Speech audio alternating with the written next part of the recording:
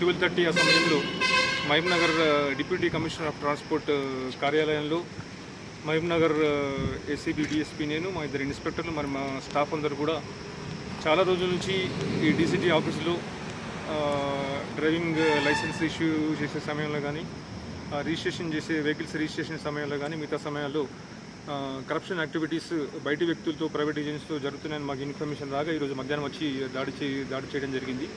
వచ్చిన తర్వాత వచ్చి లోపల ఉన్న టోటల్ అన్ని సెక్షన్లని మొత్తం అందరికి సంబంధించిన అన్ని ఫైల్స్ని అవన్నీ కూడా వెరిఫై చేయడం జరిగింది. ఒక ముగ్గురు ప్రైవేట్ వ్యక్తులు, అందులో ఇద్దరు ప్రైవేట్ ఏజెంట్లు, ఇద్దరు ఏజెంట్ల లోపల వాళ్ళని మేము పట్టుకోవడం జరిగింది. అతీక్ అండ్ లతీక్ ఇద్దరు. తర్వాత ఇంకొక ప్రైవేట్ పర్సన్ రమేష్ అనే వ్యక్తి, మహబూబ్నగర్ సంబంధించిన వ్యక్తి, తన కారుతో డ్రైవింగ్ టెస్ట్ వచ్చిన వాళ్ళ దగ్గర 150-200 రూపీస్ తీసుకొని ఆ డ్రైవింగ్ లైసెన్స్ కోసం కానీ లేకపోతే ఆర్సీఎఫ్డు కానీ అతని వెహికల్ని సమకూర్చి వీళ్ళ అనుమతితోనే చేయడం జరుగుతుంది. యాక్చువల్గా అది చేయడం కరెక్ట్ కాదు. అదేవిధంగా కొంతమంది స్టాఫ్ సంబంధించి సిబ్బంది విషయంలో కూడా వాళ్ళకి సంబంధించిన కొన్ని ట్రాన్సాక్షన్స్ కూడా కొన్ని అనుమానాస్పదంగా గుర్తించి అవన్నీ కూడా స్వాధీనం చేసుకోవడం జరిగింది.